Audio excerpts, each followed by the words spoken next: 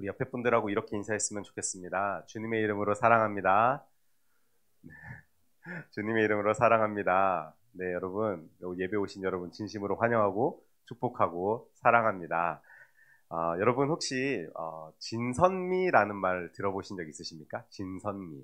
한 번쯤은 들어보셨던 것 같아요. 우리 젊은 친구들은, 우리 청년들은 잘 모를 수도 있는데 어른들은 진선미 하면은 혹시 어떤 게 떠오르십니까? 미스 코리아 바로 나오죠. 미스 코리아 순위를 1, 2, 3등 매길 때 진선미라는 이 등수로 매겼습니다. 1등이 진, 2등이 진선, 그다음 3등이 미였죠. 그렇게 해서 나누는데 사실 요즘에는 이제 이게 성상품화 논란으로 이제 미스 코리아가 공영방송에서는 이제 하지 않더라고요. 하지 않고 이제 케이블 같은 데서 여전히 진행은 되고 있는데 여전히 진선미 이렇게 해서 상을 주더라고요. 그런데 여러분 그거 아십니까? 이 진선미라는 말이요. 이 미스 코리아를 결정하는 용어가 아니라 원래는요 아주 오래전부터 기독교를 지칭하는 용어가 바로 이 진선미였습니다. 진선미. 진은요 참 진을 사용해서요 이제 트루스라 그러는데 하나님의 진리를 추구하는 것입니다. 그래서 나는 하나님의 말씀을 따라 사는 사람입니다 라는 고백이 이 진에 담겨 있는 것이고요. 그리고 선 하면은 착할 선이라고 해가지고 영어로는 이제 goodness라고 표현을 하는데 하나님의 선함을 추구하는 것입니다. 그래서 나는 하나님의 선함을 따라 윤리적이며 도덕적으로 사는 사람입니다 라는 고백이 이 선에 담겨 있는 의미이고요. 마지막으로 미는 아름다울 미입니다. 그래서 우리 잘 아는 단어죠. 이제 뷰티, 뷰티풀 할 때 이 미를 사용하는데 하나님의 아름다움을 찬양하는 것, 이게 바로 미에 속한 의미입니다. 그래서 나는 하나님을 찬양하는 사람입니다 라는 고백이 담긴 게 이 미에 담겨 있는 것이죠. 그래서 이 진선미를 풀어서 말하자면요. 예수 그리스도를 따르는 우리는 하나님의 말씀을 따라 살며 하나님의 선함을 따라 윤리적이며 도덕적인 삶을 살고 하나님께 예배하며 찬양과 경배를 드리는 사람입니다 라는 고백이 담긴 것이 바로 이 진선미의 진정한 의미입니다. 그럼 여러분 한번 다시 이 진선미의 의미를 생각하시면서 나를 한번 돌아볼 때에 여러분 우리는 하나님을 향한 진선미의 삶을 잘 살고 계십니까? 물론 여러분 우리가 정도의 차이는 좀 있겠지만요. 우리는 여전히 하나님 말씀을 보려고 노력합니다. 그렇기 때문에 이렇게 교회에 오시지 않았습니까? 그래서 말씀을 보면서 진리를 추구하려고 하고요. 우리는 또 하나님의 말씀을 따라 윤리적이며 도덕적인 삶을 살려고 나름 내 삶의 현장에서 애쓰고 있습니다. 그리고요. 우리는 하나님의 아름다움을 찬양하기 위해서 여러 방면으로 우리가 노력을 하고 삶으로 행하고 있는데요. 근데 여러분 그럼에도 불구하고 우리가 진선미 중에서 가장 잘 못하고 있는 게 뭐라고 생각하십니까? 저는요 다른 것이 아니라 바로 아름다울 미, 이 하나님을 찬양하는 것에 참 우리가 많이 부족하진 않나라는 생각을 좀 합니다. 제가 이렇게 생각하는 데는 두 가지 이유가 있는데요. 첫째로는 찬양에 관한 설교나 가르침이 생각보다 굉장히 많이 적다라는 것입니다. 실제로 여러분 교회에서 선포되는 목사님들의 말씀을 보면요. 물론 그것이 하나님의 말씀이고 하나님의 음성이 들리는 시간이 맞습니다. 그런데 그 시간에 들리는 주제들에 대해서 한번 돌이켜서 한번 생각해 보십시오. 하나님의 말씀을 따라 살아야 된다는 거 정말 많이 얘기하고요. 그리고 우리가 삶의 실천을 통해서 윤리적이고 도덕적인 삶을 우리 삶 가운데서 일어나야 된다는 말을 정말 많이 설교 가운데 합니다. 그런데 물론 그거에 대해서요 설교도 많이 하고 성경 공부도 그런 내용들이 굉장히 많이 있습니다. 그런데 하나님의 아름다움을 찬양하는 이야기는요 우리가 사실 그렇게 자주 접하는 내용은 아니라는 것입니다. 단편적인 예로요 제가 곤지암교회에 와서 지난주까지 설교를 한 수를 한번 세보니까요 78번을 했더라고요. 물론 이 새벽 설교까지 포함해서이긴 한데 생각보다 설교를 많이 하고 있구나라는 생각을 들면서 막 좀 부담도 이렇게 안고 있는데 그런데 여러분 제가 78번의 설교를요 이거 오늘 말씀 준비하면서 한번 다 읽어봤습니다. 원고를 다시 물론 뽑아서 읽은 건 아니고 이제 제가 컴퓨터로 작성을 한 것들은 다시 한번 쭉 읽어보는데요. 하나님의 아름다움을 우리 찬양합시다 라는 주제로 설교한 내용이 있었을까요? 없었을까요? 단 한 편도 없더라고요. 그 78편의 설교 가운데 단 한 편도 물론 하나님 말씀 따라 열심히 살아야 됩니다. 서로 사랑해야 됩니다. 뭐 이렇게 해야 됩니다. 저렇게 해야 됩니다를 정말 많이 얘기를 했지만 우리 하나님의 아름다움을 함께 찬양해야 합니다라는 얘기를요 단 한 번도 하지 않았더라고요. 그래서 혹시 제가 예전에 사역하던 교회에서도 그렇게 했나 하고 자료를 다 찾아봤는데 정말 놀랐던 것은요 단 한 편도 없더라고요.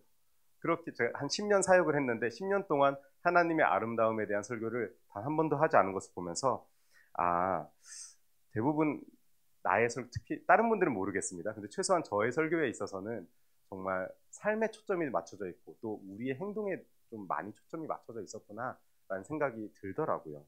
반면에 하나님의 아름다우심을 찬양하는 것들은요, 여러분 우리 삶의 초점이 아니라 어떻게 보면은 하나님께 우리의 시선을 돌리는 그러한 내용입니다. 그런데 이러한 내용들이요, 사실 많은 설교 가운데 나타나지 않고 있다라는 것입니다. 그리고 두 번째 이유는요, 찬양은 잘하는 사람이나 또는 맡은 사람이 하는 거라고 생각하는 경향이 우리들 가운데 있다라는 것입니다. 물론 여러분 이 얘기를 하기 전에요, 우리가 찬양에 대한 개념을 분명히 알고 넘어가야 되는데 조금 뒤에 사실 이 부분에 대해서 다루긴 할 겁니다. 그런데 먼저 말씀드리자면은 여러분 찬양과요 찬송은 조금은 다른 개념입니다. 찬양이 여러분 그 중학교 1학년 수학 시간에 공부를 하다 보면 제일 먼저 배우는 게 집합이라는 과목을 배우거든요. 거기에 보면은 벤 다이어그램이라는 게 나옵니다. 우리 학생들은 기억하실 텐데 거기에 보면은 큰 집합이 있고 그 안에 들어가는 작은 집합들이 있습니다. 그런데 여러분 우리가 찬양을 굳이 비유하자면요 굉장히 큰 집합입니다. 찬양이라는 집합 안에요 작은 부분의 한 부분이 찬송이라는 것이 들어있는 것입니다. 그러니까 찬양 이꼬르 찬송이 아닙니다. 찬양 안에 찬송이라는 것이 있습니다. 그렇게 생각을 하고 우리가 이게 이야기를 해야지 조금 더 우리가 잘 이해하는데 이 부분에 대해서는 조금 뒤에 다시 한번 말씀을 드리도록 하겠습니다. 그래서 여러분 우리가 예배를 드리다 보면요 찬양대 그리고 찬양팀 옛날에는 성가대라고 했죠. 그리고 이제 특송과 같이 이곳에 있는 우리 모두를 대표해서 하나님 앞에 찬양하는 것 그렇게 찬송하는 사람들이 있습니다. 그런데 많은 사람들이요 이렇게 대표로 찬송을 할 때요 하나님께 예배드리는 우리 모두는요 그 찬양에 참여해야 하는 것입니다. 우리가 여러분 그 사람들이 잘하는 것을 구경하는 것이 아니고요 앞에서 찬양팀이 오늘도 이렇게 약 20분 정도 함께 같이 찬양을 하면서 하나님을 높여드렸는데 그때에 여러분 앉아 계신 분들은 서 있고 연주하는 것들을 보면서 아, 잘하는구나 하고 바라보는 시간이 아닙니다. 예배하는 시간입니다. 하나님을 함께 찬양해야 하는 것이고요. 하나님께 함께 박수를 치고 영광을 올려드리는 시간입니다. 그 시간이 예배의 시간의 찬양인 것이고요. 또 우리 1, 2부 때는 특별히 찬양대가 하나님 앞에 우리를 대표해서 찬양을 올려드리죠. 그때에는요 우리가 그 찬양의 가사를 함께 묵상하면서 얼마나 친절하게 가사를 또 거기 앞에 띄워주지 않습니까? 그 가사들을 묵상하면서 내가 그 시간에 그냥 앉아서 아, 저 사람들 잘한다 이렇게 듣는 시간이 아니라요 내가 그 찬양에도 함께 참여하는 그것이 바로 찬양대가 하는 찬양 시간이라는 것입니다. 여러분 이것은요 대표기도 할 때도 마찬가지입니다. 우리 집사님께서 대표기도를 해주셨는데 여러분 대표기도자가 기도할 때요 그 사람이 얼마나 기도를 잘하나 그거 듣는 시간 아닙니다. 기도를 할 때에는요 우리를 대표해서 이 예배에 그 대표자가 하나님께 우리의 마음을 올려드리는 시간인 것입니다.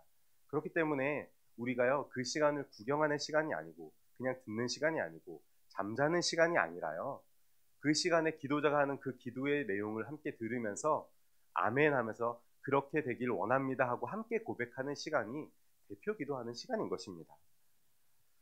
그런데 이렇게 저에게 질문하는 분들이 간혹 계시더라고요. 목사님 그래도 대표로 뭔가 할 때는 잘하는 사람이 해야지 저같이 부족한 사람 시키지 마세요. 저 못해요. 이런 얘기 하시는 분들 굉장히 많고요. 찬양 대표 찬양 할 때도 찬양팀 제가 뭐 이렇게 들어오라고 권유를 할 때도 저 노래 못해요 하는 분들이 얼마나 많은지 모릅니다. 그러면서 그분들이 하나같이 하는 얘기가 무슨 말이냐면요. 성악처럼 잘하는 사람이 찬양을 해야지 하나님께서 더 영광 받으시지 않을까요? 라는 말입니다. 물론 여러분 예배 시간에요 성악처럼 막 하면서 막 하시는 분들이 찬양하면요 은혜가 되는 것은 사실입니다. 잘하시니까요 우리가 앉아서 들으면서도 그게 은혜가 되는 게 사실입니다. 그래서 여러분 제가 항상 찬양 인도할 때마다 우리 회중들에게 정말 죄송합니다. 제가 찬양을 되게 못하거든요. 제가 찬양을 잘 못하는 사람인데, 그래서 항상 이게 예전부터 아내랑도 교제를 하면서 아내가 제가 찬양 인도하는 소리를 들으면은 코로 노래 부른다고 항상 지적을 당하고, 말하는 것처럼 찬양을 해. 근데 제가 말하는 거랑 찬양 목소리가 좀 다르거든요. 노래를 못해서 그렇습니다, 제가. 그래서 항상 많이 신경 쓰고 여러 가지 듣고 준비를 하는데도 뭐 잘 안 됩니다. 왜냐면 이게 제 노래를 하는 게 제 특기가 아니기 때문에. 그런데 그러면서 저희 마음에도 부담이 있지만, 그렇다면 여러분, 찬양은요, 잘하는 사람만 찬양하는 것이 맞는 것일까요? 좀 부족한 사람은 그냥 조용히 앉아 있어야 되는 것입니까? 여러분, 찬양은 무엇입니까? 누가 누구에게 하는 것입니까? 찬양은 어떻게 해야 하며 우리가 찬양을 왜 해야 하는 것입니까? 저는 오늘 말씀을 함께 보면서요, 하나님을 찬양하는 것에 대해서 좀 함께 깊이 묵상해 보고자 합니다. 여기서 우리가 먼저 생각해 봐야 할 것은요, 아까 제가 뒤에 다루겠다고 했던 찬양이 무엇인가 하는 내용입니다. 그럼 첫 번째 질문은 이것입니다. 찬양은 무엇입니까?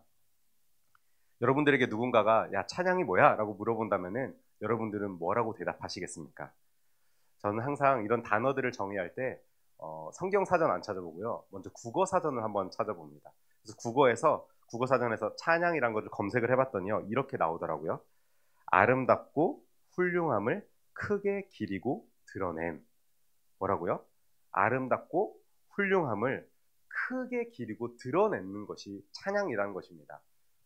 여러분, 국어사전에서 너무 정확하게 말하는 것이요, 찬양 이꼬르 찬송이 아니라고 말하고 있습니다. 찬양은요, 높이 드러내고 그것에 영광받기 위해 하는 모든 행동이 바로 찬양한다라는 표현이라는 것입니다. 여러분, 많은 사람들이요, 찬양을 노래에 국한시키는 경향이 있습니다. 그래서 노래를 잘하는 사람이 찬양을 하지 나는 좀 아니야 라고 생각하는 경우가 정말 많이 있습니다. 그런데 여러분, 노래 잘하는 사람은요, 찬송을 잘하시는 것입니다.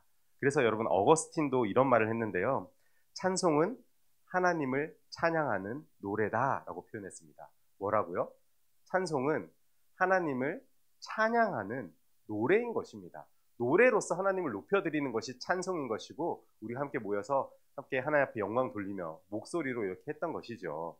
그렇게 여러분, 진정한 찬양은 노래뿐만 아니라요, 하나님을 높여드리는 것, 하나님의 형상을 우리의 모습을 통해서 나타내는 것, 그리고 좋은 일을 있을 때 그 영광을 내가 받는 게 아니라요, 그 영광 하나님께 올려드리는 것입니다. 이 연말 시상식이 되면은 많은 크리스천 연예인들이 그렇게 하지 않습니까? 상을 받으러 나와서 이 모든 영광을 하나님 앞에 먼저 올려드립니다. 저는 여러분, 이 고백이요, 얼마나 귀한 고백인지 모릅니다. 연예계에서 여러분, 이런 말을 하기란 쉽지 않거든요. 그런데 그 사람들은요, 자기가 받을 그 영광, 자기가 그 잘해서 받았던 그 상이 내가 잘해서 받은 게 아니라 하나님께서 나와 함께 하셨기 때문에 이 상을 내가 받을 수 있습니다 하고 하나님을 그 자리에서 높여드린 것입니다. 그것이 바로 하나님을 찬양한다라는 진정한 의미가 그것에 있다라는 것입니다. 그래서 여러분, 우리가 하는 모든 걸 통해서요, 우리는 하나님을 찬양할 수 있다라는 것입니다. 그렇다면 여러분, 두 번째 질문은 이런 것인데요, 찬양은 누가 누구에게 하는 것입니까? 이것은요, 여러분, 오늘 본문에 너무너무 잘 나옵니다. 여러분, 오늘 본문은 이 시편 117편 1절과 2절로 이루어진 아주 작은 장인데요, 여러분, 성경에서 가장 짧은 장이 무엇이냐 하면은 시편 117편입니다. 그래서 그럼에도 불구하고요, 이 시편 117편이요, 가장 완벽한 구조로 이루어졌다라고 평가들을 하는데요, 이 편이 얼마나 아름다운지 영국 여왕이 즉위식을 할 때요, 정말 찬양을 잘하는 성악가를 한 명 초청을 해가지고 이 시편 117편을 가지고 노래를 만들어서 여왕이 즉위할 때 부르게 할 정도로 그렇게 아름다운 시편이 이 시편 117편의 내용입니다. 그래서 우리 1절 말씀을 얼마나 아름다운지 함께 읽어보도록 하겠습니다. 천천히 한번 읽어볼까요? 시작. 너희 모든 나라들아 여호와를 찬양하며 너희 모든 백성들아 그를 찬송할지어다. 아멘. 여러분, 우리 1절을 말씀을 한번 살펴보십시오. 이 1절을 보면요, 찬양 받을 대상이 누구인지, 그리고 누가 그 대상을 향하여서 찬양을 해야 하는지 아주 명확하게 기록을 하고 있습니다. 여러분, 누구를 우리가 찬양해야 합니까? 바로 여호와 하나님. 다른 것이 아니라, 세상의 그 어떤 것이 아니라 우리가 찬양해야 할 유일한 대상은요, 바로 여호와 하나님이라는 것입니다. 그리고 두 번째, 누가 찬양을 해야 합니까? 이 말씀을 따라 보면요, 모든 나라들, 그리고 모든 백성들이라고 표현하고 있습니다. 이것을 조금 더 풀어서 설명하자면요, 즉 하나님이 지으신 모든 피조 세계를 의미합니다. 여러분, 하나님께서 세상을 하셨는데요, 정말 인간만큼 하나님의 형상을 닮은 창조물은 없습니다. 그런데 정말 안타까운 것은요, 인간만큼 제대로 하나님을 찬양하지 않는 피조물들도 없다라는 것입니다. 이거 우리 한번 생각해 봐야 합니다. 말씀에서는 분명히 모든 나라들아, 모든 백성들아, 너희 모든 피조물들아, 하나님을 찬양해라 라고 하는데, 여러분, 파도는요, 파도를 치면서 하나님을 찬양하는 것이고요, 바람은 불면서, 그리고 태양은 빛을 비추면서 자신이 만들어진 목적대로 그들이 모습을 드러내면서 하나님을 찬양하고 있는 것입니다. 그런데 하나님의 형상을 따라 하나님을 예배하기 위해서 창조된 우리들은 정말 그렇게 하고 있는지 우리가 정말 다시 한번 생각해 봐야 하는 부분이라는 것입니다.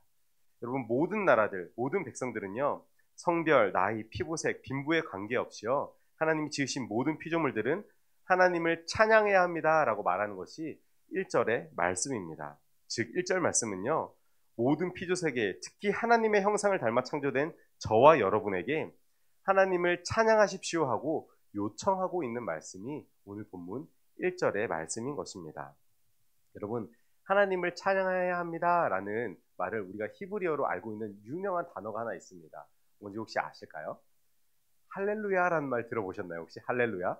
네, 할렐루야가요, 하나님을 찬양합시다 라는 말인데요, 이게 합성어입니다. 사실 히브리어로요, 할렐 하면은 찬양, 이제 사실 할렐이라고도 하고 할랄이라고도 하는데요, 찬양하다, 영광 돌리다 라는 표현이 이제 할렐이라는 뜻입니다. 그리고 루 하면은 너희들아 이렇게 부르는 것이고요, 그리고 야 하면은 야훼 하나님, 우리 여호와 하나님을 지칭하는 것입니다. 그래서 이 단어를 합치면요, 할렐루야 하면은 너희는 하나님을 찬양할지어다 라고 요청과 동시에 어떻게 보면 명령하고 있는 것입니다. 우리는 하나님을 찬양해야 합니다 라고 크게 외치고, 그리고 여러분, 많은 찬양 인도자들이 할렐루야 라고 이렇게 외칠 때 여러분들 뭐라고 하십니까?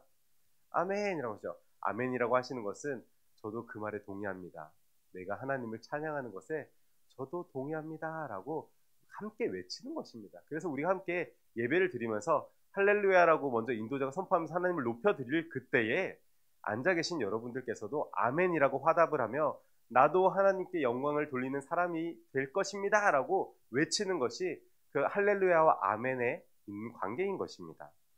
여러분, 할렐루야, 할렐루야, 우리의 삶을 통해 하나님을 찬양합시다. 우리 큰 소리로 하나님을 찬양할 수 있는 저와 여러분이 될 수 있기를 주님의 이름으로 축원합니다. 그런데 여러분, 이제 찬양이 무엇인지 알겠습니다. 그리고 우리가 하나님께 찬양해야 되는 것도 알겠습니다. 근데 저는 여러분, 그 다음 질문이 정말 중요하다고 생각하는데요, 왜냐하면 이 질문이요, 우리의 인생의 방향을 잡을 수 있는 질문이기 때문입니다. 제가 중요하게 생각하는 질문은 바로 왜? 라는 질문입니다. 왜 우리는 하나님을 찬양해야 합니까? 여러분, 찬양이 뭔지 알겠습니다. 그리고 우리가 누구에게 찬양을 해야 되는지도 알겠고, 우리가 어떻게 해야 되는지도 조금은 감이 옵니다. 그런데 우리가 왜 그 하나님을 찬양해야 하냐라는 말입니다. 그 질문에 대한 답변은요, 2절에서 너무 잘 나와 있는데요, 오늘 본문 2절 말씀을 함께 읽어보도록 하겠습니다. 시작. 우리에게 향하신 여호와의 인자하심이 크시고 여호와의 진실하심이 영원함이로다. 할렐루야, 아멘. 여러분, 이 한글 성경에는요, 읽다 보면은 좀 생략된 것들이 있습니다. 히브리어 원어에는 있는 단어가 생략된 것들이 있는데, 저 시편 117편 우리에게 향하신 여호와의 인자하심이라는 말 앞에요, 한 단어가 있습니다. 그 단어가 뭐냐면은 히브리어 키라는 단어인데요, 이 키라는 단어의 뜻이 뭐냐면은 왜냐하면이란 뜻입니다. 그러니까 1절에는요, 우리 하나님을 찬양합시다 라고 요청을 하잖아요. 그러면서 2절을 시작하면서 이유를 말해주는 겁니다. 왜냐하면 이렇기 때문이야. 이렇기 때문에 2절과 같은 내용이기 때문에 우리가 하나님을 찬양해야 해라고 2절에서 말하고 있는 것입니다. 근데 한글 성경에는 이 왜냐하면이라는 표현이 좀 빠져 있더라고요. 그래서 여러분, 하나님을 우리가 왜 찬양해야 되는지 알려면요, 이 2절의 내용을 좀 유심히 살펴봐야 하는 것입니다. 여러분, 여기서 말하는 하나님을 찬양해야 해야 하는 이유는요, 두 가지로 말하고 있습니다. 우리에게 향하신 여호와의 인자하심과 진실하심이 영원하기 때문이다 라고 설명을 하고 있습니다. 여기서 여러분, 인자하심, 여호와의 인자하심이란 단어를 표현할 때 인자라는 표현은 히브리어로 헤세드라는 표현을 하는데 사실 이게 은혜로 해석되는 이야기입니다. 그래서 조건 없이 베풀어 주신 긍휼, 자비, 은혜, 사랑, 이것 때문에 우리가 하나님을 찬양해야 한다라는 것입니다. 하나님께서는요, 아무 조건 없이 우리를 사랑해 주셨습니다. 그리고 아무 조건 없이 우리가 잘하든 못하든 우리의 행동의 어떠한 모습과도 관계없이요, 하나님은 우리를 끝까지 붙들고 계시고 끝까지 사랑해주고 계신다라는 것입니다. 그 은혜에 감사하기 때문에 우리는 그 마땅히 하나님을 찬양해야 할 이유가 있다라고 성경은 기록하고 있는 것입니다. 그런데 사실 우리가 그 하나님의 사랑 잘 모를 때가 정말 많이 있습니다. 그리고 하나님의 마음이 그래 이렇지라고 어렴풋이 짐작할 뿐입니다.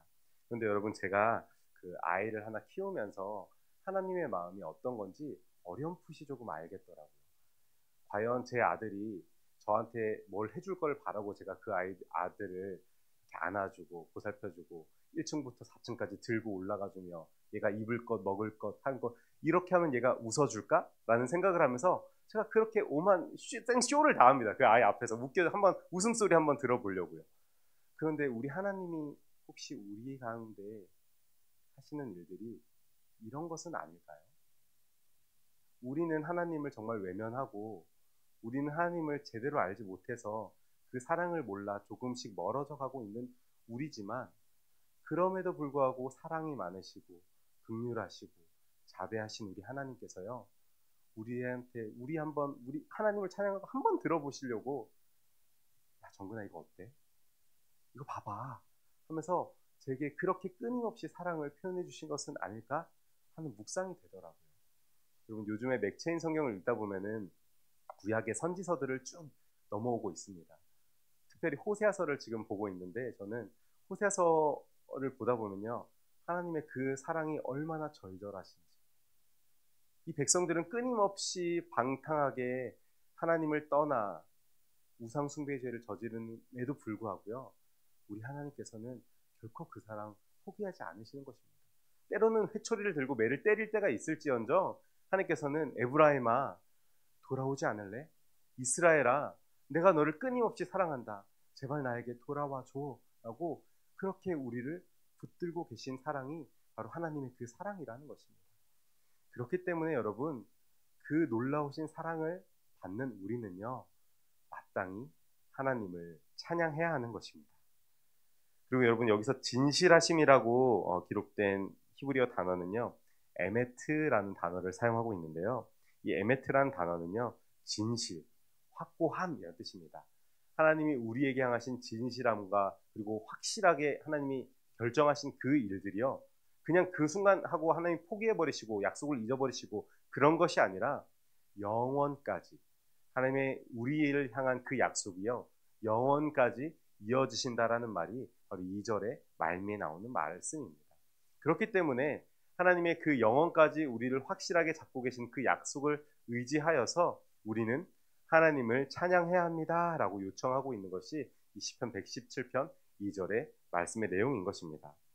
그래서 2절 말미를 보면요, 이 시인은 할렐루야로 다시 한번 하나님을 찬양할 것을 요청하면서 이 시편 117편을 마치고 있는 것입니다. 여러분, 오늘 말씀을 정리하면서요, 제가 오늘 말씀을 정리하다 보니까 누가, 언제, 어디서, 무엇을, 어떻게, 왜 라는 육하 원칙대로 한번 말씀을 좀 정리해 봤는데, 최근에 수능을 지나오면서 제가 말씀을 준비하면서 보니까 이게 시편도 시잖아요. 제가 무슨 언어 영역 강사가 된 것처럼 이걸 정리하고 있더라고요. 그런데 이렇게 한번 말씀을 정리하다 보니까 조금 더 제 마음이 더 설득이 되긴 하더라고요. 그래서 여러분들에게 다시 한번 이해를 하셨는지 질문을 해보도록 하겠습니다. 여러분, 찬양은 누가 해야 합니까? 저와 여러분입니다. 하나님의 은혜를 받은 저와 여러분이 하나님을 찬양해야 하는 것입니다. 그럼 찬양은 언제 해야 하는 것입니까? 시도 때도 없이 하는 것입니다. 우리가 찬송으로 언제나 부르면서 하나님을 높여드릴 수 있는 것이고요. 그리고 돕는 손으로 인해서 하나님을 높여드릴 수 있는 것이고, 칭찬과 배려 그리고 감사하는 입을 통하여서 하나님을 높여드릴 수 있는 것입니다.